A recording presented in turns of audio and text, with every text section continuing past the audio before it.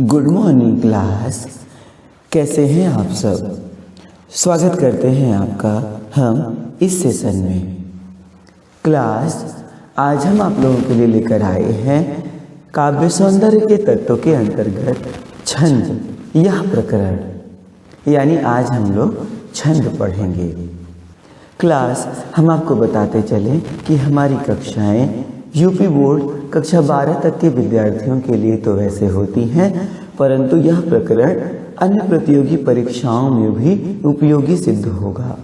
Class, UP board कक्षा 11 और 12 साहित्यिक हिंदी के विद्यार्थियों को छंद के समस्त जो भेद हैं उन सभी को पढ़ना है, परंतु जो सामान्य हिंदी के कक्षा 11-12 के छात्र हैं यूपी बोर्ड के, उनको मात्रिक छंद ही पढ़ने हैं।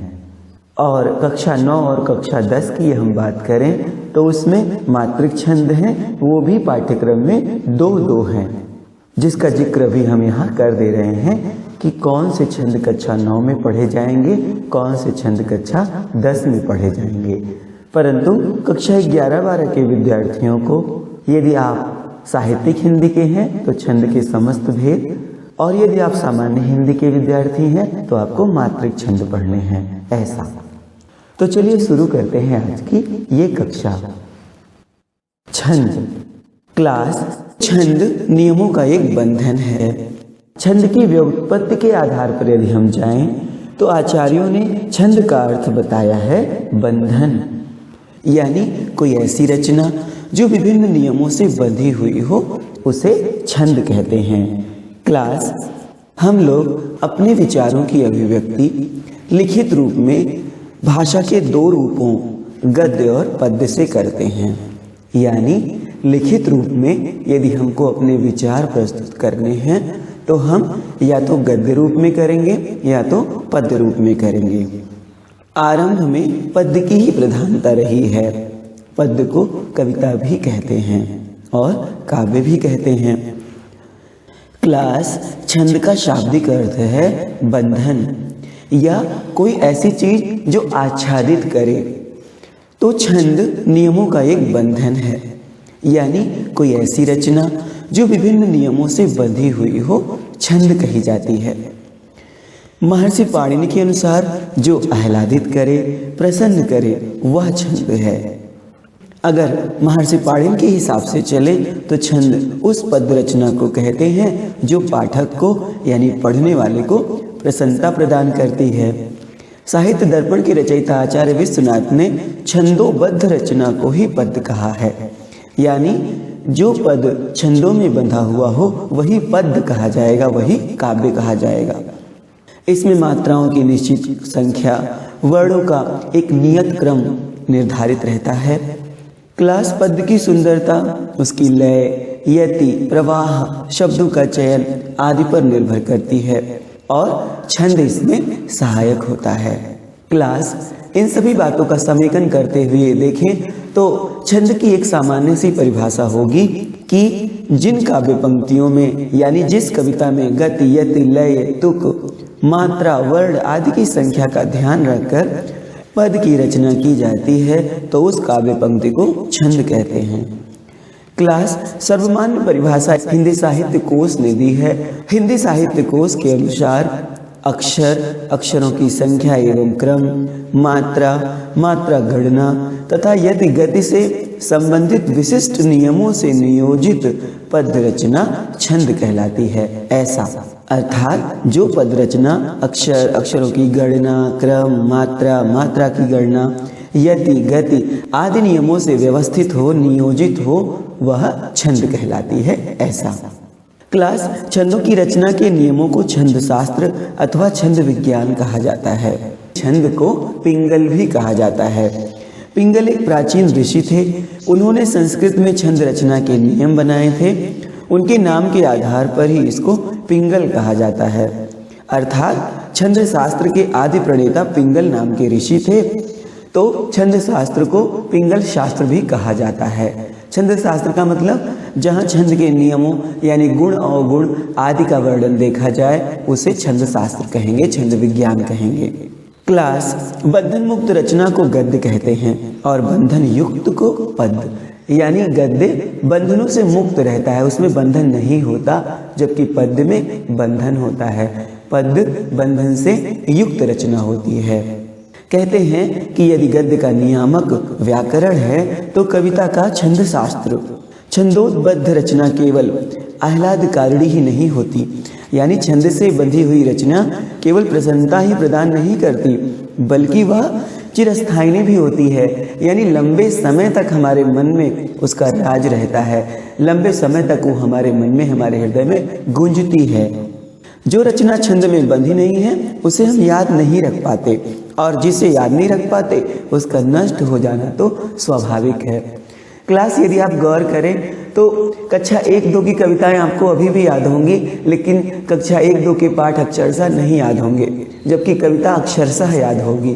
तो इसीलिए पद्य को चिरस्थायी बोला जाता है। ऐसा क्लास गद्य में शुष्कता रहती है और छंद में भाव की तरलता रहती है। यही कारण है कि गद्य की अपेक्षा छंद से बंधे हुए पद्य हमें अधिक भाते हैं। छंद की प्रथम चर्चा ऋग्वेद में हुई है, यानी आज से नहीं, वेदों के समय से वेदों में छंद की चर्चा है। ऐसा सौंदर्य चेतना के अलावा छंद का प्रभाव स्थायी होता है, जैसे अभी हमने बताया कि बहुत दिनों तक आपको याद रहता है। छंदों में बंधी हुई रचना का हृदय पर सीधा प्रभाव पड़ता है। विद्यार्थियों, गद्य की बातें तो हवा में उड़ जाती हैं, यानी हमको बहुत दिन तक याद नहीं रहती या हमारे हृदय पर उतना प्रभाव नहीं डाल पाती, लेकिन छंदों में कही गई कोई बात हमारे हृदय पर अमिट छाप छोड़ जाती है। मानवीय भावों को आकर्षित करने और झंकृत करने की अद्भुत क्षमता छंदों में होती है। अपनी याद में, अपनी स्मृति में छंद से बंधी हुई रचनाओं को लंबे समय तक संजो कर रखा जा सकता है। यही कारण है कि हिंदी के कवियों ने छंदों को इतनी सहृदयता से अपनाया है। क्लास उदाहरण के तौर पर एक छंद देखें। यह छंद दोहा छंद है। क्लास अब हम लोग छंद के अवयव देखेंगे।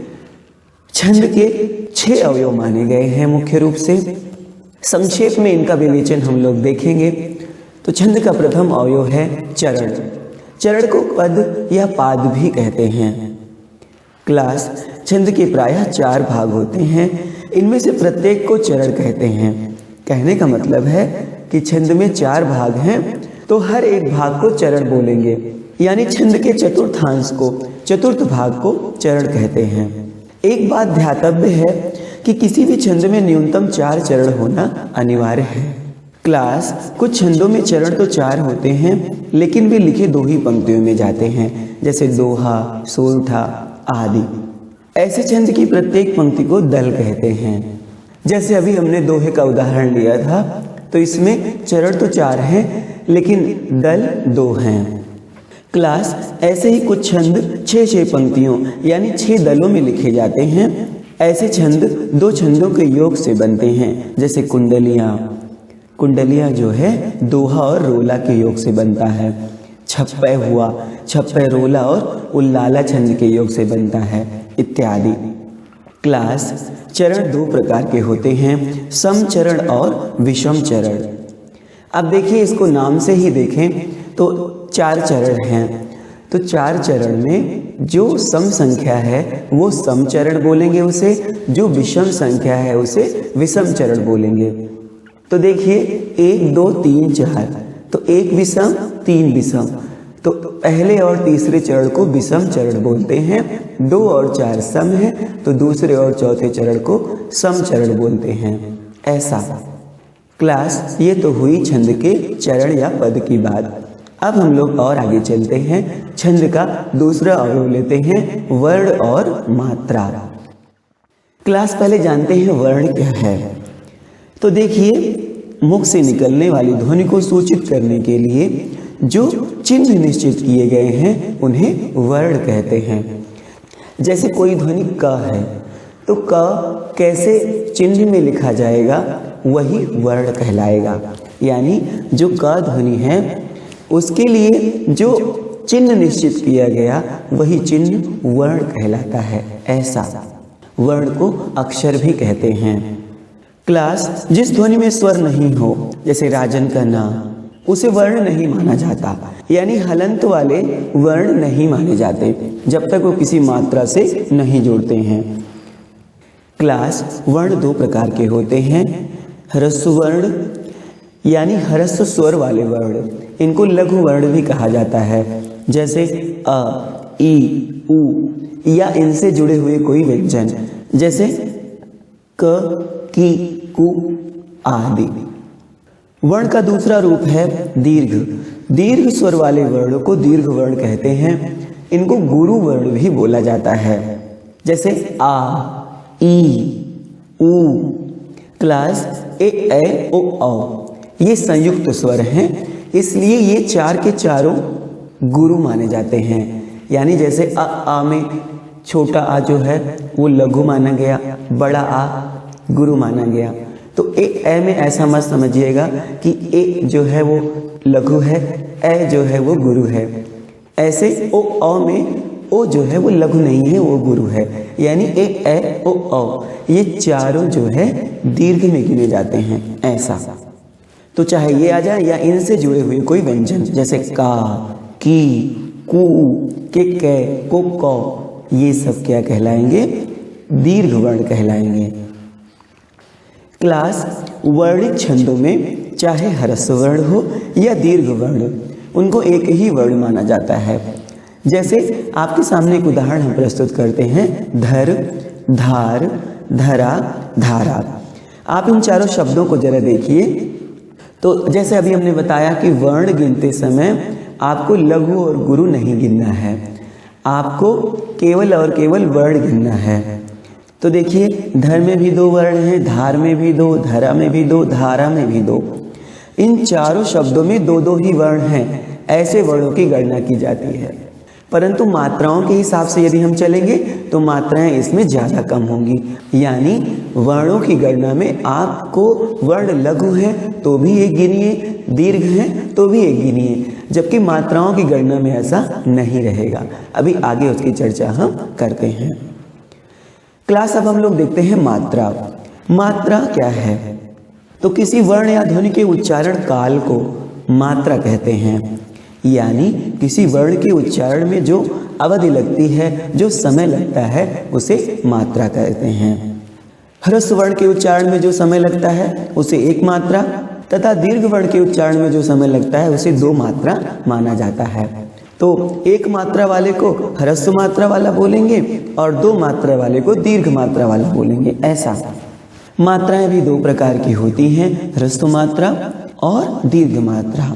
तो ह्रस्व मात्रा में अ, ई, उ, री आते हैं और दीर्घ मात्रा में आ, ई, उ, ए, ओ, औ ये सब दीर्घ मात्रा में आते हैं। ऐसा क्लास बिल्कुल भी ए, ओ, औ में कभी भी कंफ्यूजन नहीं करिएगा, ये हमेशा दीर्घ मात्रा में आते हैं क्योंकि ये संयुक्त स्वर हैं।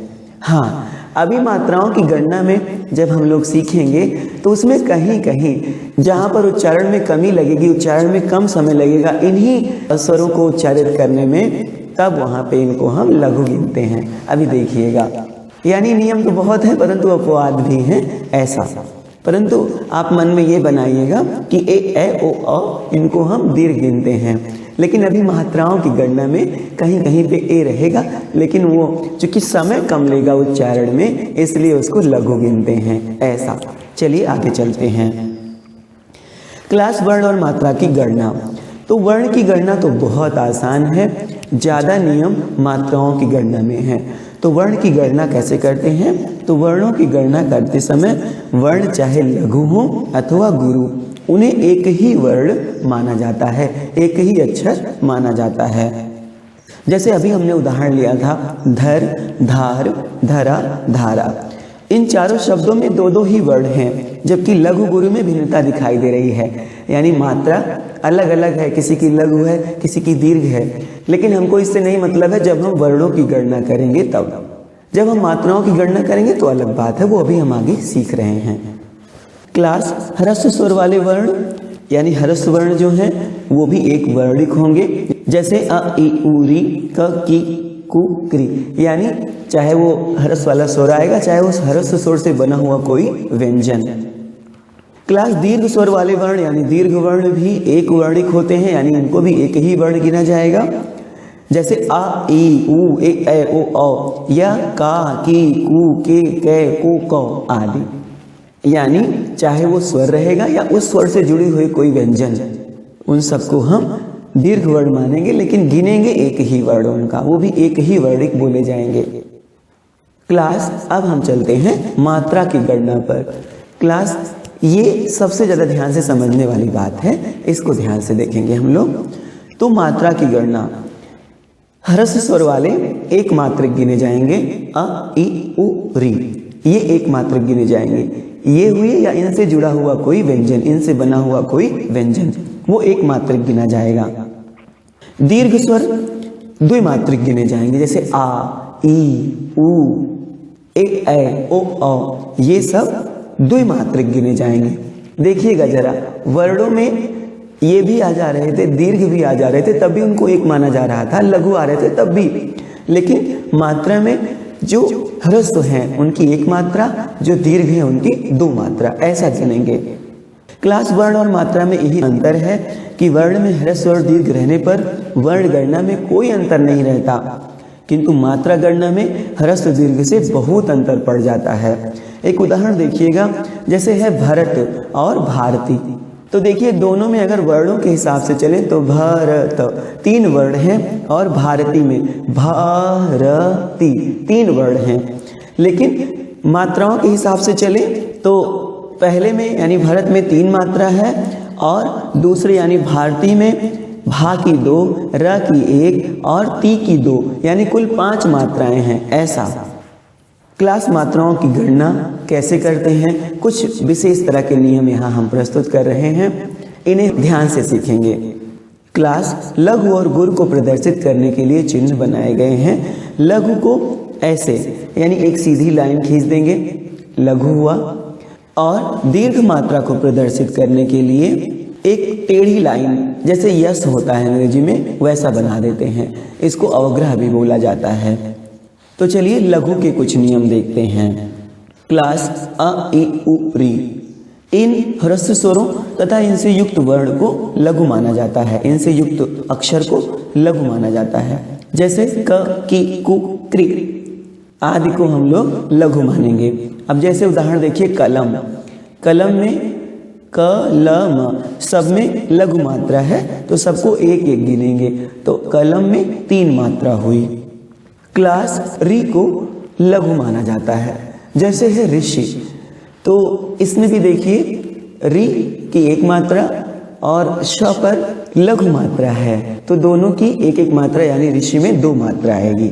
ऐसे ऋतिक देखिएगा, ऋतिक में री की एक मात्रा, ता पर लघु मात्रा यानी छोटी की है तो ती की एक मात्रा, और क में अ है इसकी एक मात्रा, तो ऋतिक में 3 मात्रा आएगी। ऐसे गणना करेंगे। कृषि, तो इसमें भी देखिए क्री की एक मात्रा और श पर लघु मात्रा है, तो दोनों की एक एक मात्रा यानी कृषि में 2 मात्रा आएगी। क्लास चंद्र बिंदु वाले ह्रस्व स्वर भी लघु होते हैं, यानी चंद्र बिंदु यदि कहीं लगा दिखे तो उससे मात्रा पर कोई असर नहीं पड़ेगा। यानी यदि ह्रस्व स्वर या ह्रस्व स्वर से जुड़े हुए किसी व्यंजन पर चंद्र बिंदु लगा है तब उसको एक गिनेंगे, चंद्र बिंदु से कोई असर नहीं पड़ेगा। लेकिन यदि दीर्घ मात्रा है, दीर्घ वर्ण है वो, उस पर चंद्र बिंदु लगा हुआ है, तब भी उसको दीर्घ ही गिनेंगे, यानी चंद्र बिंदु से मात्रा की गणना में कोई असर नहीं पड़ेगा। उदाहरण के लिए देखिएगा, जैसे अंगना, अंगना में आ की एक मात्रा ही रहेगी। शब्द आंगन को जरा देखिए, आंगन में आ के हिसाब से आ की 2 मात्रा रहेगी, यानी चंद्र बिंदु से कोई असर नहीं पड़ेगा। ऐसे ही अन्य शब्द भी आप देखें, जैसे हंसना है, आंख है, पाखी है आदि सभी अर्ध चंद्र बिंदु के प्रयोग वाले अक्षरों की मात्राएं जिन पर ये बिंदु लगे हैं उनके हिसाब से रहेंगी। इनके आने से उसकी मात्रा पर कोई प्रभाव नहीं पड़ेगा। ऐसा क्लास जिन अक्षरों के साथ र की मात्रा मिश्रित होती है उनको भी लघु गिनते हैं, जैसे प्र, क्र, श्र आदि। क्लास आधा न ह, आधा म ह और आधा ला ह से पहले आने वाला वर्ण लघु में गिना जाएगा। जैसे उन्होंने, तुम्हारा आदि में जो इनके पहले वाला वर्ण है वो लघु है, यानी वो जैसा रहेगा वैसा गिना जाएगा, इनसे कोई असर नहीं पड़ेगा। अगर वहां पे दीर्घ होता तो दीर्घ की मात्रा गिनी जाती, ऐसा। अब चलते हैं गुरु के कुछ नियम देख लेते हैं, दीर्घ के कुछ नियम देख लेते हैं, यानी मात्राओं में दीर्घ कब आप गिनेंगे उसे थोड़ा सा देख लेते हैं। क्लास बड़ा, बड़ी, बड़ऊ आदि दीर्घ स्वर और इनसे युक्त व्यंजन गुरु होते हैं, जैसे राजा, दादी इत्यादि। इन सभी शब्दों का मानचित्र ऐसा होगा कि राजा में रा की 2 मात्रा, जा की 2 मात्रा, ऐसे दादी में दा की 2 मात्रा, दी की 2 मात्रा, ऐसे गिनेंगे इसको।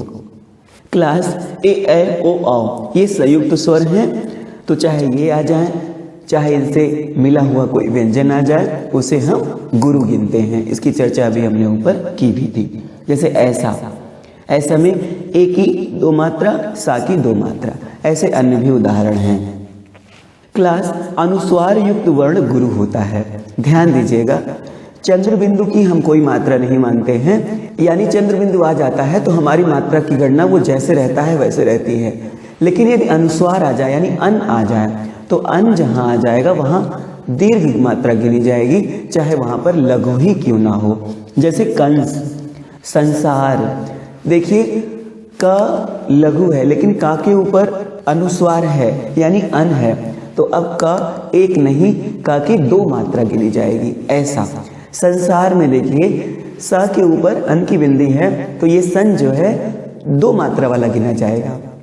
और यदि वर्ण 2 मात्रा का है, ऊपर से अनुस्वार लगा हुआ है, तब तो 2 उसकी गिनी ही जाएगी। परंतु यदि वर्ण लघु है यानी लघु मात्रा से युक्त वर्ण है और उस पर अनुस्वार लगा हुआ है, अन की बिंदी लगी हुई है, अन का बिंदु है, तो उसकी 1 नहीं 2 मात्रा गिनी जाएगी, ऐसा। कहने का मतलब जिस पर अनुस्वार होगा वह गुरु होगा, चाहे उसकी मात्रा आपको 1 दिखेगी तो 2 दिखेगी तो। लेकिन चंद्र बिंदु वाले में सदैव ध्यान रखिएगा कि चंद्र बिंदु वाले वर्ण गुरु नहीं होते, उनको लघु माना जाता है, या वो जिस मात्रा के साथ आते हैं वैसे ही रहते हैं, उनमें कोई असर नहीं पड़ता। विसर्ग युक्त वर्ण भी गुरु होता है, जैसे स्वतः हो गया, दुख हो गया, तो जिस पर विसर्ग रहेगा उसको गुरु गिनेंगे, ऐसा। संयुक्त वर्ण के पूर्व का लघु वर्ण गुरु होता है, जैसे सत्य, भक्त इत्यादि। क्लास इसे ध्यान से समझेंगे। संयुक्त वर्ण के पूर्व का लघु वर्ण गुरु होता है, ये सिर्फ और सिर्फ उच्चारण पर निर्भर करता है। सत्य, देखिए सत्य को आप पढ़िए तो ऐसा लग रहा है जैसे जो ता है वो सा के साथ जा रहा है, इसीलिए सा की 2 मात्रा गिनी जाएगी, ऐसा। ऐसे आप भक्त देखिए तो जैसे लग रहा है कि भ के साथ का चला जा रहा है, ता के साथ नहीं जा रहा है, तो भक्त में भा की 2 मात्रा गिनी जा रही है। ऐसे अन्य उदाहरण हैं। संयुक्त अक्षर से पूर्व आने वाले वर्ण को गुरु ही माना जाता है। क्लास अर्थ व्यंजन को एक मात्रिक माना जाता है, परंतु यह स्वतंत्र लघु नहीं होता, यानी अगर कहीं आधा व्यंजन लगा हुआ होता है तो इसको अकेले आप लघु व्यंजन नहीं बोलेंगे, यह स्वतंत्र लघु नहीं होगा, यह किसी के साथ जुड़ा रहेगा, तो उससे पहले या बाद वाले वर्ण के साथ संयुक्त करके दीर्घ यानी 2 मात्रा गिनी जाती है। अब आपको ये ध्यान रखना है कि वो जुड़ किसके साथ रहा है, जिसके साथ जाएगा यानी वो आधा जो अर्ध व्यंजन है वो अपने आगे वाले के साथ जाएगा तो आगे वाले की 2 मात्रा गिनेंगे, पीछे वाले के साथ जाएगा तो पीछे वाले की 2 मात्रा गिनेंगे। ये उच्चारण पर निर्भर करता है। जैसे त्याग, अब देखिए त्याग में आधा ता जो है वो या के साथ जा रहा है तो या की 2 मात्रा गिनेंगे। म्लान, म्लान में आधा माँ ला के साथ जा रहा है तो ला की 2 मात्रा गिनेंगे। वैसे वहां पे 2 मात्रा है भी, फिर भी आपकी जानकारी के लिए आपको बता देते हैं कि ऐसा केस आएगा तो आप उसमें बिल्कुल भी कंफ्यूज नहीं होइएगा, आप उसमें जिसके साथ वो जा रहा है उसकी 2 मात्रा गिनिएगा, ऐसा। ऐसे ही यदि अर्ध व्यंजन के पूर्व का अक्षर लघु मात्रिक है तो दोनों मिलकर दीर्घ हो जाते हैं। जैसे सत्य, आप देखिए सत्य को देखिए तो स तो लघु है लेकिन आधा ता या के साथ ना जाकर ऐसा लग रहा है कि सा के साथ जा रहा है, जैसे बोल के देखिए सत्य, सत्य ना, तो ऐसे में ये सा दो मात्रिक हो जाएगा ऐसा। जैसे कर्म, कर्म में क जो है लघु मात्रिक है, लेकिन जो र है वो का के साथ जा रहा है। पढ़े देखें, कर्म, ऐसा लग रहा है ना, र जो है का के साथ चला रहा है, तो ऐसे में का की दो मात्रा गिनी जाएगी ऐसा। क्लास ऐसे पत्र है, देखिए पत्र में जो आधा ता है वो ऐसा लग रहा है जैसे पा के साथ जा रहा है, जबकि पा लघु है, पा लघु है, फिर भी वो जो ता है आधा वाला वो लग रहा है कि पा के साथ जा रहा है। जैसे पत्र, पत्र है ना, तो पा गुरु गिना जाएगा। यदि पा गुरु होता ही तब तो गुरु गिना ही जाता। जैसे पात्र, तो पात्र में पा पहले से ही गुरु है और आधा ता भी उसके साथ जुड़ा है, फिर भी वो गुरु ही माना जाएगा, दो ही मात्रा गिनी जाएगी ऐसा। हा के पूर्व कोई व्यंजन जुड़कर संयुक्त अक्षर बनाए तो प्रायः उसका पूर्ववर्ती लघुवर्ण दीर्घ नहीं होता है। जैसे तुम्हारा में तू एक मात्रा का रहेगा ऐसा। कन्हाई में आधा ना और हा, ये एक साथ हा के साथ जा रहा है आधा ना, तो ये गुरु नहीं होगा, का की एक मात्रा गिनी जाएगी ऐसा। तो क्लास आपने देखा कि कुछ विशेष प्रकार के नियम हमने यहाँ प्रस्तुत किए हैं। एक बात का ध्यान रखें जो अब हम बताने चल रहे हैं कि वास्तव में उच्चारण ही किसी वर्ण को लघु अथवा दीर्घ बनाने का आधार है। उच्चारण अगर आपका देर तक हो रहा है किसी वर्ण का तो उसकी दो मात्रा, और कम हो रहा है, जल्दी हो रहा है तो उसकी एक मात्रा। कहने का तात्पर्य है कि किसी भी वर्ण का लघु अथवा गुरु होना उसके उच्चारण में लिए गए समय पर निर्भर करता है। जैसे देखिएगा इस चौपाई का एक चरण हम लेते हैं, जही पर जही कर सत्य स्नेहु। अब आप जरा देखें, जहां पर एक ही मात्रा लगी है, तो अभी हमने बताया था कि ए दीर्घ यानी दो मात्रा वाला होता है, तो उस हिसाब से जे को दो मात्रा वाला गिना जाना चाहिए, परंतु ऐसा नहीं गिनेंगे। देखिए अब आप बोल के देखें, जेही, जेही, ऐसा लग रहा है जैसे जा को बहुत कम आप बोल रहे हैं, उच्चारण में समय बहुत कम ले रहे हैं, जबकि उसमें दीर्घ मात्रा लगी हुई है। तो यहाँ पर जे की आप एक मात्रा गिनेंगे, दो मात्रा नहीं गिनेंगे ऐसा। तो क्लास थोड़े से अभ्यास से शब्द के उच्चारण मात्र से मात्राओं का अनुमान आप लगा सकते हैं। अंत में यह बात भी ध्यान में रखना आवश्यक है कि हर नियम में अपवाद भी होते हैं। शुद्ध उच्चारण पर ध्यान दें तो मात्रा संबंधी त्रुटि नहीं होती है ऐसा। यानी आप अपने किताब में या कहीं पर जहाँ पे बहुत सारे छंद हों वहाँ पर मात्रा लगा लगा के देखें और परिभाषा के हिसाब से उसके चरणों में मात्राओं को गिनें, तो आपको अभ्यास हो जाएगा कि हाँ यहाँ पे क्या लगना चाहिए था, यहाँ पे कितनी लगनी चाहिए ऐसा। कुछ नियम तो हमने यहाँ प्रस्तुत कर ही दिए हैं। और जैसे अभी हमने अपवाद बताया जेही, तो जेही पर इस जे को बोलने के लिए हम कम समय ले रहे हैं, बहुत कम समय ले रहे हैं, जैसे लग रहा है लघु का समय ले रहे हैं, तो जे की दो मात्रा ना होकर एक मात्रा होगी ऐसा। क्लास आगे चलते हैं, संख्या, क्रम और गण। छंद का यह भी एक अंग है। तो संख्या समझें कि वर्णों और मात्राओं की सामान्य गणना यानी गिनती को संख्या कहते हैं, और कहाँ पर लघु वर्ण हो, कहाँ पर गुरु वर्ण हो, इस व्यवस्था को, इस नियोजन को क्रम कहते हैं। यानी वर्णों और मात्राओं की गिनती को संख्या कहेंगे, लेकिन कहाँ पर लघु हो, कहाँ पर गुरु हो, ये जो व्यवस्था है उसे क्रम कहते हैं। अगला है गण। छंद शास्त्र में तीन मात्रिक वर्णों के समुदाय को गण कहा जाता है। लघु गुरु क्रम से तीन वर्णों के समुदाय को गण कहते हैं। यानी लघु गुरु अर्थात छोटा बड़ा क्रम से तीन वर्णों के समुदाय को गण कहते हैं। क्लास वर्णित छंदों में न केवल वर्णों की संख्या नियत रहती है, वरन वर्णों का लघु गुरु क्रम भी नियत रहता है। तो मात्राओं और वर्णों की संख्या और क्रम की सुविधा के लिए तीन वर्णों का एक एक गण मान लिया गया है। इन गणों के अनुसार मात्राओं का क्रम वर्णिक छंदों में होता है, अतः इन्हें वर्णिक गण भी कहते हैं। क्लास इसकी आवश्यकता वर्णिक छंद पढ़ने वाले विद्यार्थियों यानी साहित्यिक हिंदी पढ़ने वाले विद्यार्थियों को लगेगी, परंतु हम चाहते हैं कि क्योंकि ये छंद के अवयव हैं, छंद के अंग हैं, तो सभी विद्यार्थी साहित्यिक हिंदी के हों चाहे सामान्य हिंदी के हों, सभी लोग इसे सीखें। ये बिल्कुल भी कठिन नहीं है। तो आइए आगे चलते हैं। गणों की संख्या 8 है। यगण, मगण, तगण, रगण, जगण, भगण, नगण और सगण। क्लास इनके ही उलट फेर से छंदों की रचना होती है। इन गणों को याद करने का एक सूत्र दिया गया है। सूत्र है यमाता राजभान सलगा। क्लास ये बहुत आसान है गणों को बनाना, और इस सूत्र से तो बहुत आसान हो गया है। जैसे देखिएगा, जो गण आपको बनाना है, जो गण आपको चाहिए कि इस गण में कौन कौन से लघु गुरु का क्रम है, लघु गुरु का क्रम क्या है, तो आप इसी सूत्र के हिसाब से जाएं। जैसे आपको यगण बनाना है तो इस सूत्र में या देखिए कहाँ है, उसके आगे के 2 अक्षर और ले लीजिए। तो देखिए या सबसे पहले है, आगे के 2 अक्षर हैं माता, तो यगण का सूत्र हुआ या माता। या माता का मतलब है या की 1 मात्रा, माँ की 2 मात्रा, ता की 2 मात्रा।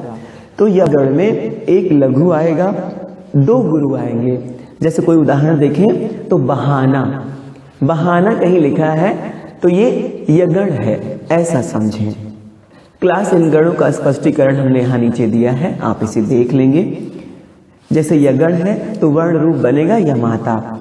ऐसे आपको यदि मगण गिनना है तो मगण में पहले माँ ढूंढेंगे और आगे के 2 वर्ण और ढूंढेंगे।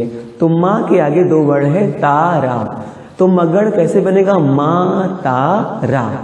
तो माँ तारा, माँ का 2, ता का 2 और रा का 2। तो इस प्रकार से माँ तारा में तीनों गुरु बन जाएंगे। जैसे शब्द लिया हमने आजादी, आजादी में आ का 2, जा का 2 और दी का 2, तो ये मगण कहलाएगा, ऐसा। तो क्लास अब आप समझ गए होंगे कि ये गण इस सूत्र से हम कैसे निकालेंगे, और हमने यहाँ चार्ट में दिया भी है आपको, और नीचे एक उदाहरण भी हमने दिया है। अब हम लोग और आगे चलते हैं। गति, गति अर्थात लय। किसी काव्य की पंक्ति को एक श्वास में लय यानी स्वरों के आरोह अवरोह को लय कहते हैं, तो इसके हिसाब से पढ़ना गति कहलाता है। यानी छंद के पढ़ने के प्रवाह को लय या गति कहते हैं। वर्ण वृत्तों में तो इसकी आवश्यकता नहीं है, किंतु मात्रिक वृत्तों में इसकी आवश्यकता है, यानी मात्रिक छंदों में इसकी आवश्यकता पड़ती है, ऐसा। जैसे एक उदाहरण देखें, एक चौपाई लीजिए। सामान्य सी चौपाई ऐसी होती है कि बंदों गुरु पद पदों परागा। देखिए एक लय है, एक गति है, इसमें 16 मात्राएं हैं, इसमें चौपाई का एक चरण है। लेकिन अगर आप इसको ऐसे पढ़ें कि गुरु पद बंदों परागा पदों, तो देखिए 16 मात्रा तो आएगी, लेकिन आपकी वो लय नहीं बनेगी, आपकी गति नहीं बनेगी। तो इसी गति को बनाने के लिए कौन सी चीज कहाँ रहे, ये आवश्यक है। इसी से छंदों में गति आती है, इसी से छंद पढ़ने में अच्छे लगते हैं। तो क्लास जैसे अभी हमने बताया कि गति का महत्व वर्णिक छंदों की अपेक्षा मात्रिक छंदों में ज्यादा होता है। अगला इसका अवयव है यति। यति यानी विराम। तो छंद शास्त्र में यति का अर्थ है विराम। छंद में नियमित वर्ण या मात्रा पर सांस लेने के लिए रुकना पड़ता है। इसी रुकने के स्थान को यति कहते हैं या विराम कहते हैं। यानी काव्य पंक्ति को पढ़ते समय रुकने के लिए जिस चिन्ह का प्रयोग करते हैं उसे यति कहते हैं। जैसे रहीमन धागा प्रेम का, अब देखिए थोड़ा सा रुके, मत तोड़ो चटकाए, देखिए रुके, तो ये सब यति है। यति के 3 भेद होते हैं, वो हमने यहाँ लिखा है, अर्ध यति, पूर्ण यति, परिपूर्ण यति, ऐसा। क्लास अगला अवयव है तुक। तो तुक क्या है कि चरणों के अंत में एक समान मात्रा एवं वर्णों की आवृत्ति यानी एक समान मात्रा या वर्णों का दोहराव तुक कहलाता है। अर्थात छंद के चरणों के अंत में एक समान उच्चारण वाले वर्णों या शब्दों के आने से जो लय उत्पन्न होती है उसे तुक कहते हैं। साधारणतया 5 मात्राओं का तुक उत्तम माना जाता है। क्लास तुक से ही छंद में लय उत्पन्न होता है। जैसे एक उदाहरण देखें कि बुंदेले हर बोलों के मुंह हमने सुनी कहानी थी, खूब लड़ी मर्दानी वह तो झांसी वाली रानी थी। तो देखिए पीछे एक जैसा आया, इसी को तुक बोलेंगे। जिसमें ये बनेगा उस कविता को तुकांत बोलेंगे, जिसमें ये नहीं बनेगा उस कविता को अतुकांत बोलेंगे, ऐसा। यानी जिस छंद के अंत में तुक होता है उसे तुकांत छंद कहेंगे, और जिस छंद के अंत में तुक नहीं होता उसे अतुकांत छंद कहते हैं, ऐसा। जैसे बंदों गुर पद पदुम परागा, सुरुचि सुवास सरस अनुरागा, इसमें भी देखिए तुक बना। तो देखिए बाद में एक ही जैसा वर्ड आया है, तो यही तुक है और इसी से लय उत्पन्न होता है, इसी से लयकारी होती है। क्लास अब हम चलते हैं छंद और उनके भेदों की ओर। क्लास वर्ण और मात्रा के आधार पर छंदों के 4 भेद आचार्यों ने बताए हैं, परंतु मुख्य रूप से छंदों के 2 ही भेद होते हैं। थोड़ा थोड़ा हम सबके बारे में जान लेते हैं और तब हम जो प्रमुख छंद हैं उनके भेदों की चर्चा करेंगे। 4 भेद इस प्रकार बताए गए हैं: मात्रिक छंद, वर्णिक छंद, उभय छंद और मुक्तक छंद। क्लास मात्रिक छंद क्या है? जो छंद मात्रा की गणना पर आधारित होते हैं वे मात्रिक छंद कहे जाते हैं, यानी जिन छंदों में मात्राओं की समानता के नियम का पालन किया जाता है उन्हें मात्रिक छंद कहते हैं। इसमें वर्णों की समानता पर ध्यान नहीं दिया जाता।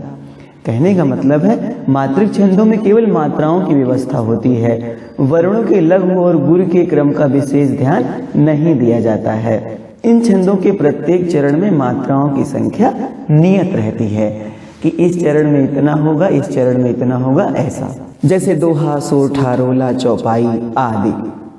क्लास मात्रिक छंद भी 3 प्रकार के होते हैं: सममात्रिक, अर्ध सममात्रिक और विषम मात्रिक। सममात्रिक छंद वे छंद होते हैं जिनके प्रत्येक चरण में मात्राओं की संख्या समान रहती है, यानी पहले चरण में जितनी मात्रा उतनी ही दूसरे में, उतनी ही तीसरे में, उतनी ही चौथे में। जैसे चौपाई, रोला आदि।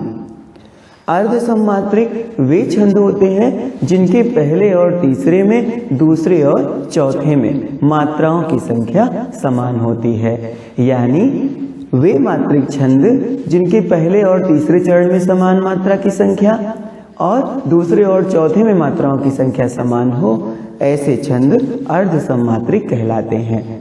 जैसे दोहा, सोरठा आदि। विषम मात्रिक छंद क्या होते हैं?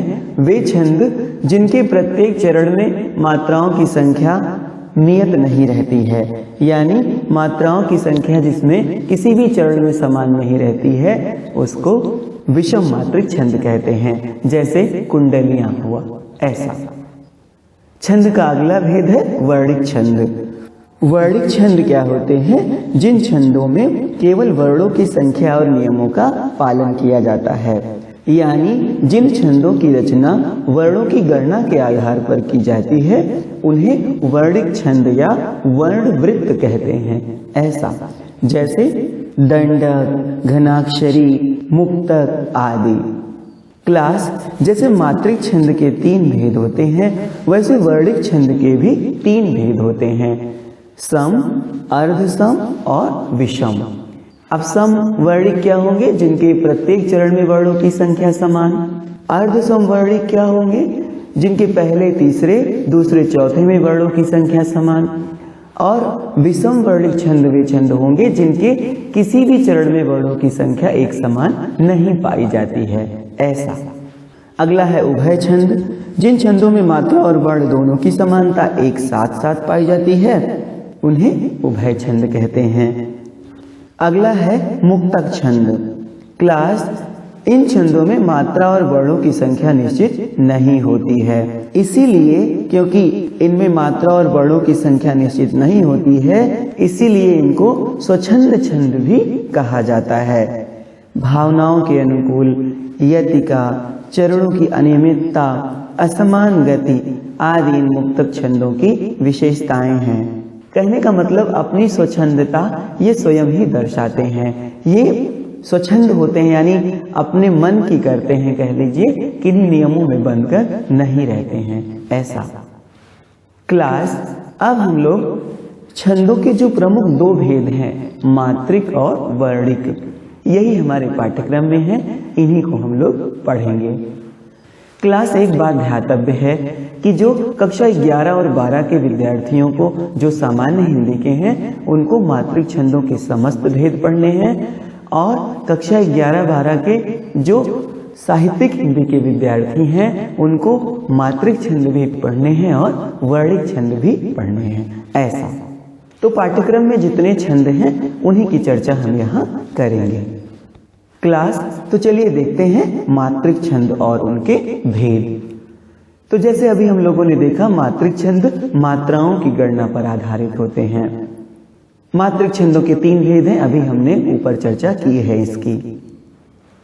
क्लास, पहला है चौपाई। चौपाई एक सममात्रिक छंद है। इसमें 4 चरण होते हैं और प्रत्येक चरण में 16-16 मात्राएं होती हैं।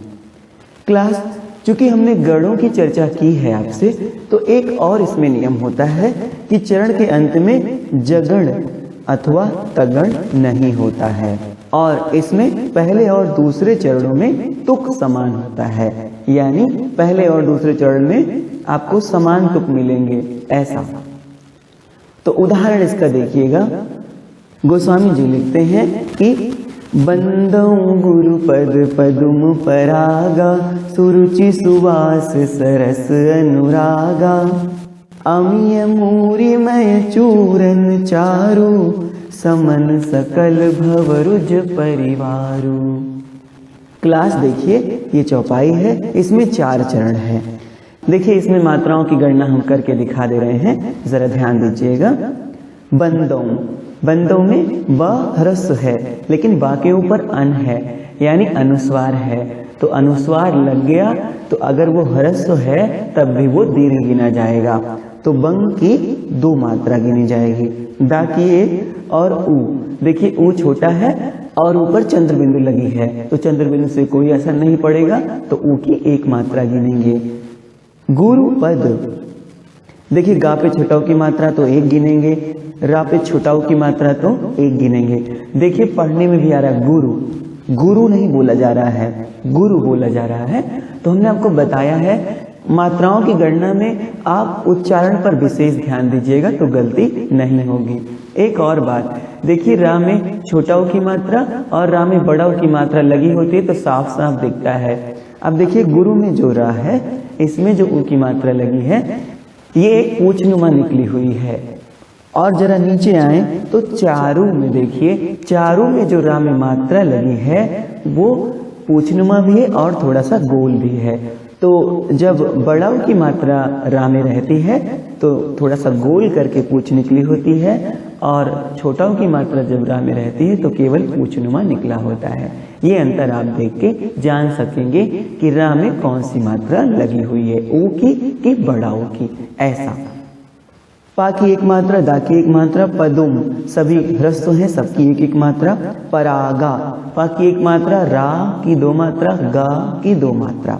अब देखिए इसमें पहले चरण में परागा आया है और दूसरे चरण में अनुरागा आया है, तो ये तुक भी बन रहा है। और सुरुचि, देखिए सब ह्रस्व हैं, सबकी 1-1 मात्रा। सुवास, साफ साफ दिख रहा है कि 1, 2, 1 ऐसी मात्रा लगेगी। सरस में सभी ह्रस्व हैं, सबकी 1-1 मात्रा लगेगी। अनुरागा, अनुरागा में आ की 1, नू की 1, रा की 2, गा की 2, ऐसा। ऐसे तीसरे चरण में देखिए अमीय, सबकी 1 मात्रा। मूरिमय, तो माँ की 2 मात्रा और बाकी सबकी 1-1 मात्रा। चूरन में चा की 2 मात्रा, बाकी सबकी 1-1 मात्रा। चारू में दोनों की 2-2 मात्रा। समन में सबकी 1 मात्रा, सकल में सबकी 1 मात्रा, भव में सबकी 1 मात्रा। रुज, तो रुज में देखिए उच्चारण के हिसाब से रुज बोला जा रहा है, रूज नहीं बोला जा रहा है, तो रा की 1 मात्रा लगेगी और जा की 1 मात्रा। परिवारू, देखिए इस वाले रू को बोलने में ज्यादा समय लग रहा है, इसमें रा की 2 मात्रा लगाएंगे, ऐसा। तो अब देखिए प्रत्येक चरण में आपको 16-16 मात्राएं मिल रही हैं। तो प्रत्येक चरण में 16-16 मात्राएं हैं, अंत में 2 गुरुवर्ण हैं और प्रत्येक चरण के अंत में यति भी है, अतः यह चौपाई छंद है, ऐसा। क्लास, एक बात ध्यातव्य है कि कभी भी बंदों गुरुपद पदुम परागा, सुरुचि सुवास सरस अनुरागा इतने ही को चौपाई मत मानिएगा। जरा आप बताइए, इसमें तो 2 ही चरण आए ना, और चौपाई में 4 चरण होते हैं, तो जब भी चौपाई लिखें तो 4 चरणों की अवश्य लिखें, ऐसा। जैसे जय हनुमान ज्ञान गुण सागर, जय कपीस तिहु लोक उजागर, इतने को चौपाई नहीं मानेंगे। आगे और आइए, रामदूत अतुलित बलधामा, अंजनी पुत्र पवन सुत नामा। अभी ये चारों चरणों को मिला के एक चौपाई बनी है।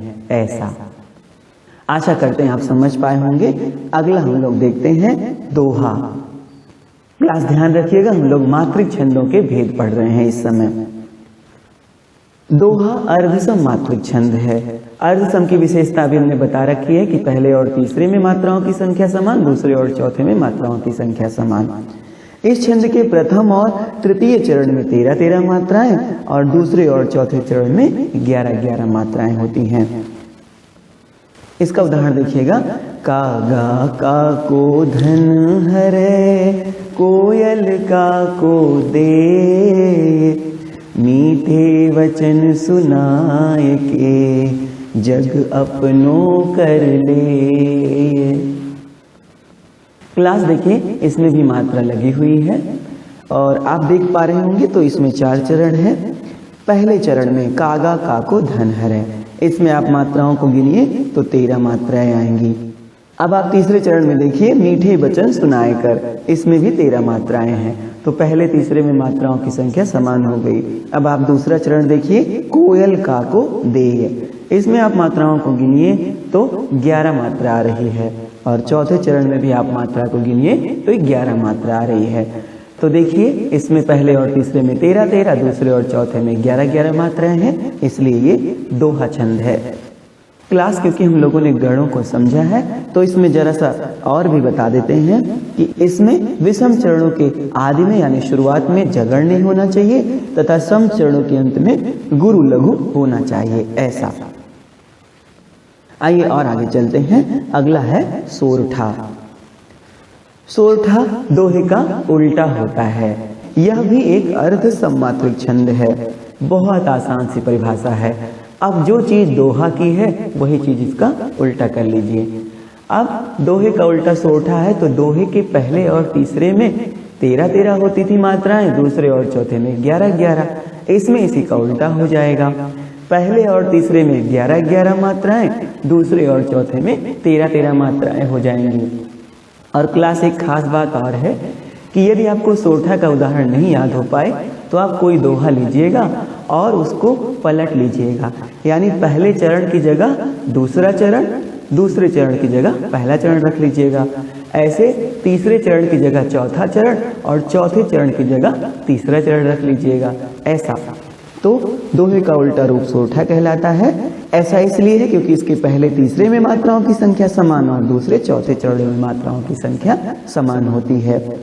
पहले तीसरे में 11-11 और दूसरे और चौथे चरण में 13-13 मात्राएं होती हैं।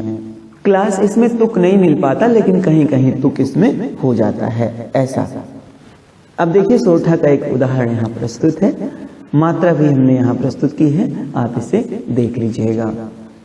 और यदि आपको नहीं याद है तो देखिए, आप कोई दोहा लीजिए, उसको पलट लीजिए। जैसे दोहा है, रहीमन धागा प्रेम का, मत तोड़ो चटकाए, टूटे से फिर ना जुड़े, जुड़े गांठ पर जाए। तो पहले की जगह दूसरा चरण रखिए। तो पहला चरण है रहीमन धागा प्रेम का, मत तोड़ो चटकाए, तो आप मत तोड़ो चटकाए को पहले ले आइए। मत तोड़ो चटकाए, रहीमन धागा प्रेम का। और अगली लाइन में चलिए, तो टूटे से फिर ना जुड़े, जुड़े गांठ पर जाए, तो जुड़े गांठ पर जाए, टूटे से फिर ना जुड़े। अब आपने सब पलट लिया। अब आपका ये दोहा जो था वो सोरठा हो गया, सोरठा का उदाहरण हो गया।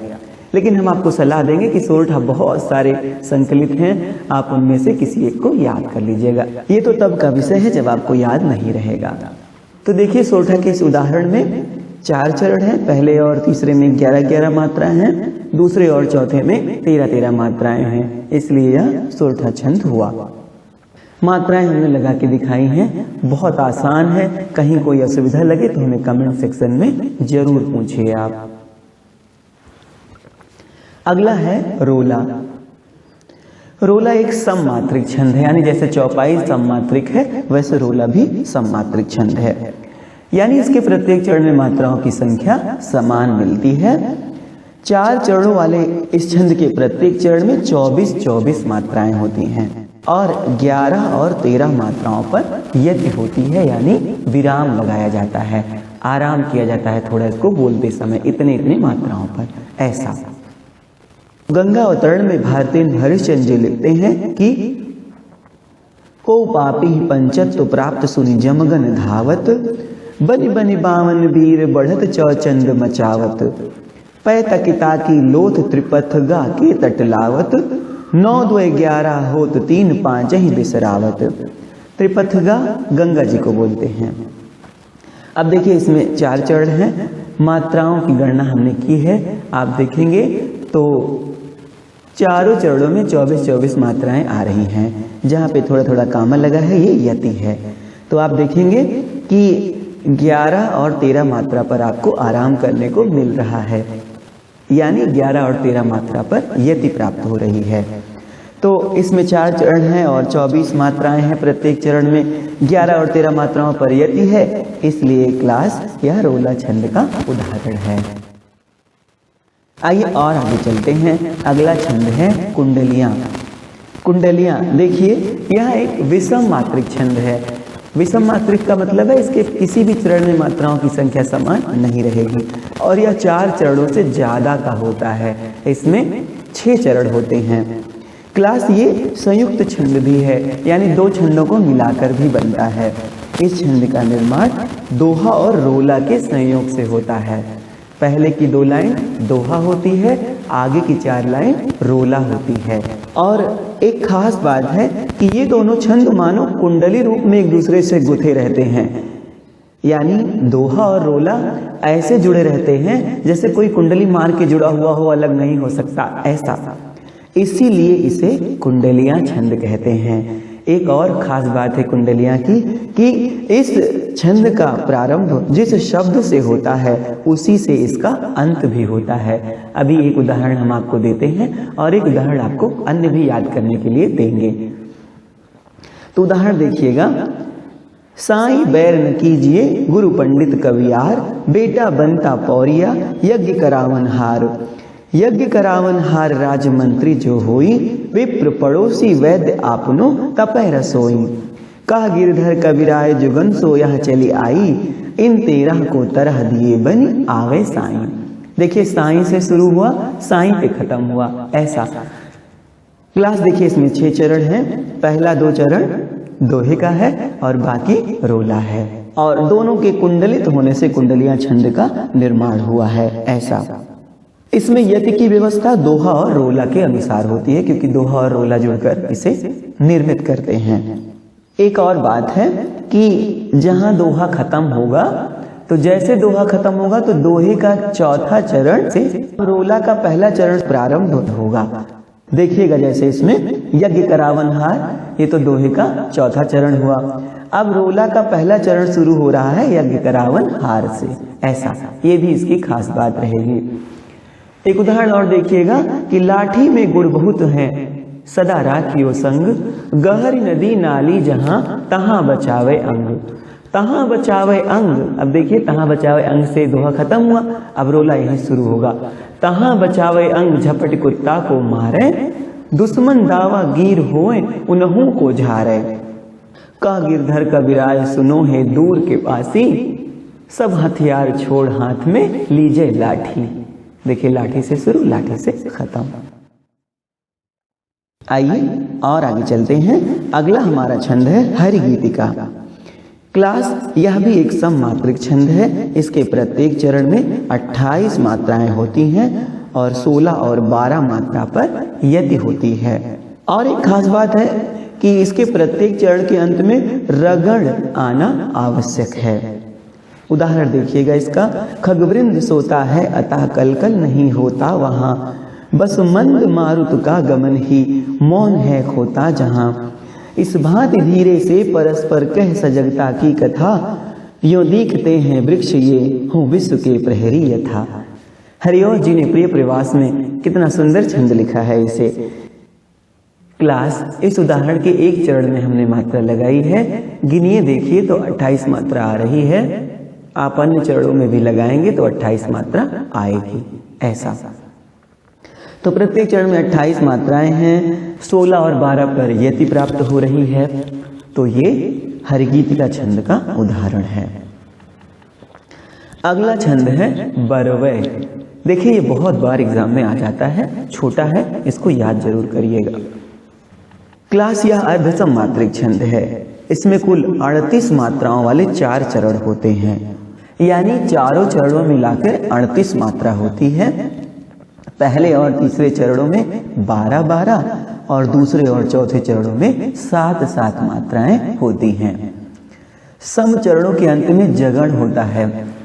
क्लास एक बात देखिएगा कि लगभग सभी परिभाषाओं में हम गणों की चर्चा कर रहे हैं, लेकिन यदि आपको ये नहीं याद हो पाए तो आप इसे मत लिखिएगा, कोई समस्या नहीं है ऐसा। अब उदाहरण देखिएगा, तुलसी राम नाम सम नीत न आन, जो पहुंचाओ रामपुर तन अवसान। देखिए इसमें 2 चरण में मात्रा लगी हुई है।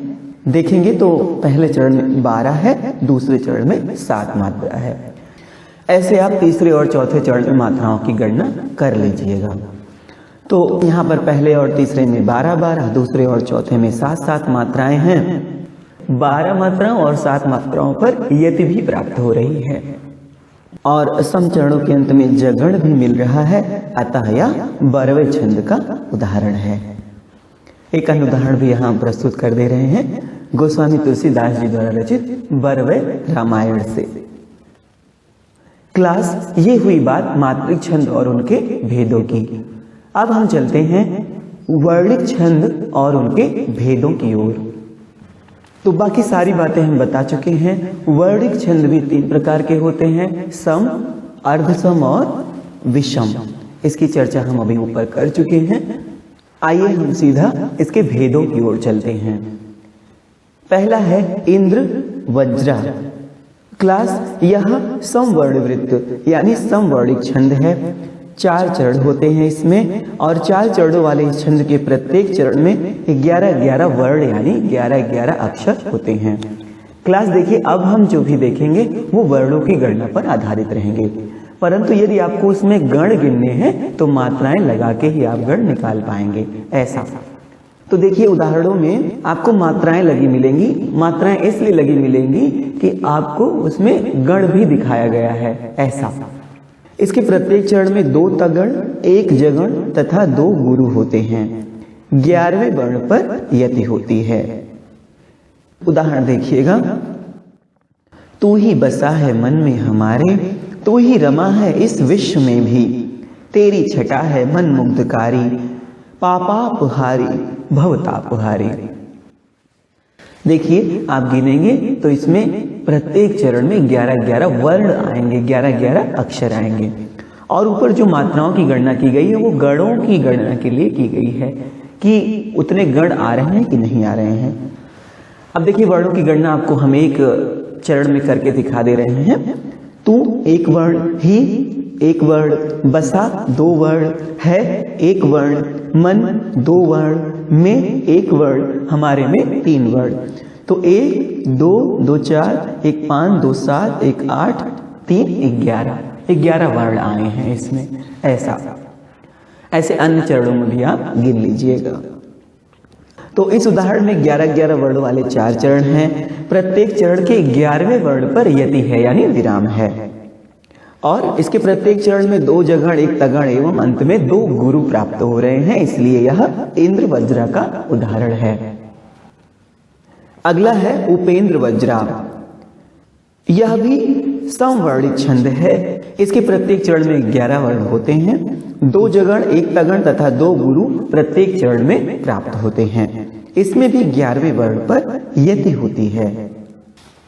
इसका उदाहरण देखें, बड़ा कि छोटा कुछ काम कीजिए, परंतु पूर्वा पर सोच लीजिए, बिना विचारे यदि काम होगा कभी न अच्छा परिणाम होगा। अब देखिए इसमें भी वर्ण गिन लीजिए, 11-11 वर्ण आएंगे। ऊपर जो मात्राएं गिनी गई हैं वो गणों के लिए गिनी गई हैं, गण दर्शाने के लिए गिनी गई हैं। चूंकि गण तभी दर्शा पाएंगे जब मात्राएं रहेंगी, क्योंकि गण लघु और गुरु से ही निर्मित होते हैं ऐसा। हरिओम जी ने इसे बहुत ही सुंदर तरीके से प्रस्तुत किया है। तो देखिए इस पद्यांश के प्रत्येक चरण में जगण, तगण, जगड़ और 2 गुरु के क्रम से 11 वर्ण प्राप्त हो रहे हैं। इसलिए यह उपेंद्र वज्रा छंद का उदाहरण है। अगला छंद है मालिनी।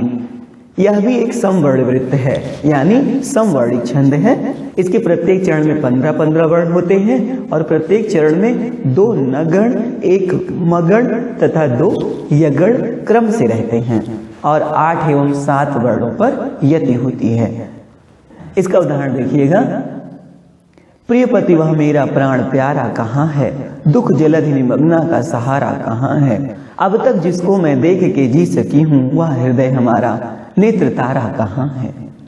देखिए वर्ण गिनिए, 15-15 वर्ण आएंगे, 4 चरण हैं और ऊपर जो लघु गुरु गिने गए हैं वो गणों को दर्शाने के लिए गिने गए हैं। तो देखिए इसमें 4 चरण हैं और प्रत्येक चरण में 15-15 वर्ण हैं और 2 नगण, 1 मगण तथा 2 यगण के क्रम से 15 वर्ण प्रत्येक चरण में प्राप्त हो रहे हैं। इसलिए यह मालिनी छंद का उदाहरण है। आइए और आगे चलते हैं। अगला है वसंत तिलका। क्लास यह भी एक समवर्णी छंद है, यानी यह भी समवर्ण वृत्त है। इसके प्रत्येक चरण में 14 वर्ण होते हैं और इन प्रत्येक चरणों के 14 वर्णों में 1 तगण, 1 भगण, 2 जगण और बाद में अंत में 2 गुरु भी होते हैं। इसमें 8वें और 6वें वर्ण पर यति होती है। ऐसा इसका उदाहरण देखिएगा। हरिऔध जी ने प्रिय प्रवास में लिखा है कि जो राजपंथ बन भूतल में बना था, धीरे उसी पर सदा रथ जा रहा था। हो विमुग्ध रुचि से अवलोकते थे, ऊधो छटा विपिन की अति ही अनूठी। बसंत तिलका का एक अन्य उदाहरण भी यहाँ प्रस्तुत है। हरिऔध जी ने प्रिय प्रवास में बहुत ही सुंदर लिखा है। थे देखते परम वृद्ध नितांत रोगी, या थी नवागत बधु गृह में दिखाती, कोई न और इनको तज के कहीं था, सोने सभी सदन गोकुल के हुए थे। क्या बात है। देखिए इसमें गिनिए, प्रत्येक चरण में 14-14 वर्ण आएंगे। ऊपर गणों की गणना के लिए लघु गुरु गिने गए हैं। तो प्रत्येक चरण में देखिए 1 तगण है, 1 भगण है, 2 जगण है क्रम से और 2 गुरु भी प्राप्त हो रहे हैं। तो इसलिए यहाँ पर बसंत तिलका छंद है। ऐसा अगला है सवैया। बहुत महत्वपूर्ण है सवैया। क्लास यह समवर्ण वृत्त है। इसके प्रत्येक चरण में 22 से लेकर 26 तक वर्ण होते हैं, यानी 22 से लेकर 26 तक के अक्षर सवैया में होते हैं। ऐसा क्यों? क्योंकि सवैया के भेद होते हैं दरअसल। तो सवैया के किसी भेद में प्रत्येक चरण में 22 वर्ण होंगे, किसी में थोड़े और होंगे, किसी में 26 होंगे, यानी 22 से लेकर 26 तक वर्ण सवैया के प्रत्येक चरण में होते हैं। सवैया के कई भेद हैं, जैसे मत गयंद, सुंदरी, सुमुखी इत्यादि। पहला है सवैया में मत गयंद, यानी यह मत गयंद सवैया है। यह समवर्ण वृत्त है। अब चूंकि सवैया ही समवर्ण वृत्त है तो इसके भेद भी सभी जो आएंगे ये समवर्ण वृत्त होंगे। इसके प्रत्येक चरण में 23 वर्ण होते हैं और प्रत्येक चरण में 7 भगण तथा 2 गुरु क्रम से रहते हैं।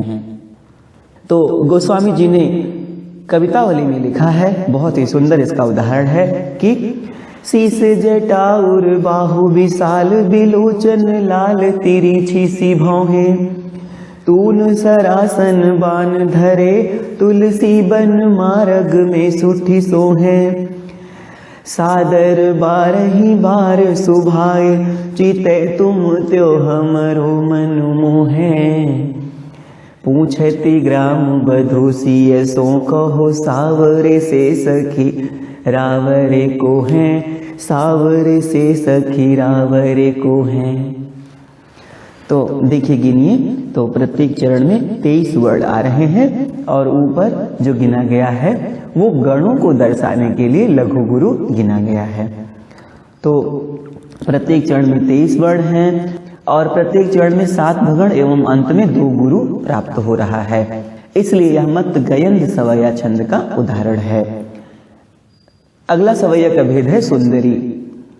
यह भी समवर्ण वृत्त है। इसका प्रत्येक चरण 25 वर्ण अक्षर वाला होता है, यानी प्रत्येक चरण में 25 वर्ण होते हैं। इस सुंदरी सवैया के प्रत्येक चरण में 8 सगण तथा 1 गुरु वर्ण क्रम से रहते हैं। ऐसा तो इसका उदाहरण देखिए, केशवदास जी रामचंद्रिका में लिखते हैं, भूव भारवी संयुक्त राकस को गन जाय रसातल में अनुराग्यो, जग में यह शब्द समेत ही केशव राज विभीषण के सिर जाग्यो, मैं दानव नंदिनी के सुख सो मिली कै शिव के हिय के दुख भाग्यो, सुर दुंदुबि शीस गजासर राम को रावण के सिर साथ ही लाग्यो, रावण के सिर साथ ही लाग्यो।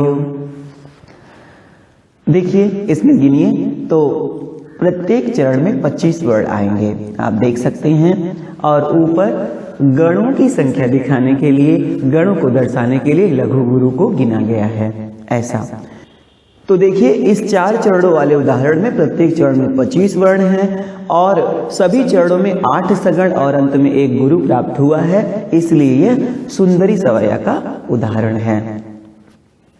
अगला है सुमुखी सवैया। देखिए इसमें प्रत्येक चरण में 23 वर्ण होते हैं और इसमें हर चरण में 7 जगण और अंत में 1 लघु और 1 गुरु होते हैं। इस सुमुखी सवैया को मल्लिका छंद भी कहते हैं। इसका उदाहरण देखिएगा, जो लोग लगे सिय राम ही साथ चले बनुमाही फिरै न चहें, हमें प्रभु आय सुदेहु चले रौरे यूं कर जोरी कहें, चले कछु दूरी न मैं पग धूरी भले फल जन्म अनेक लहें, सिया सुमुखी हरि फेरी तिन्हें बहु भांति निते समझाई रहें। देखिए आप इसमें वर्णों को गिनिए तो प्रत्येक चरण में 23 वर्ण प्राप्त हो रहे हैं और गणों को गिना गया है तो 7 जगण और अंत में 1 लघु और 1 गुरु प्राप्त हो रहे हैं, इसलिए यह सुमुखी सवैया का उदाहरण है। क्लास अब चलते हैं वर्णिक छंद के एक अन्य भेद की ओर, जिसका नाम है मनहर या मनहरण। इसको मनहरण कवित्त भी कहते हैं। यह एक दंड वृत्त है। इसके प्रत्येक चरण में 31 वर्ण होते हैं, 16-15 वर्णों पर यति होती है और अंत में 1 गुरु वर्ण होता है। इसका उदाहरण देखिएगा, मैथिली शरण गुप्त जी ने साकेत में बहुत ही सुंदर वर्णन किया है। मैं निज अलिंद में खड़ी थी सखी एक रात, रिमझिम बूंदें पड़ती थीं घटा छाई थी, गमक रहा था केतकी का गंध चारों ओर, झिल्ली झनकार यही मेरे बन भाई थी, करने लगी मैं अनुकरण स्वनूपुरों से, चंचला थी चमकी घनाली गहराई थी, चौंक देखा मैंने चुप कोने में खड़े थे प्रिय, माई मुख लज्जा उसी छाती में छिपी थी। देखिए इसके प्रत्येक चरण में 31 वर्ण हैं और 16 और 15 वर्णों पर यति है। यह मनहर कवित्त है, इसे मनहरण कवित्त भी कहा जाता है। क्लास इस प्रकार से अब हमारा ये सेशन यही समाप्त होता है, परंतु सेशन समाप्त करने से पहले प्रश्नोत्तरी प्रस्तुत करते हैं। आप इस प्रश्नोत्तरी में देखिएगा, बताइएगा हमें कौन सा छंद है और अपना उत्तर हमें कमेंट बॉक्स में जरूर दीजिएगा। क्लास अब इस सेशन को हम यही समाप्त करते हैं। आपको ये वीडियो कैसा लगा हमें अवश्य बताएं और अपने सहपाठियों के साथ इसे साझा भी करें। क्लास अब आपसे विदा लेकर चलते हैं, मिलते हैं किसी दूसरे सेशन में। धन्यवाद।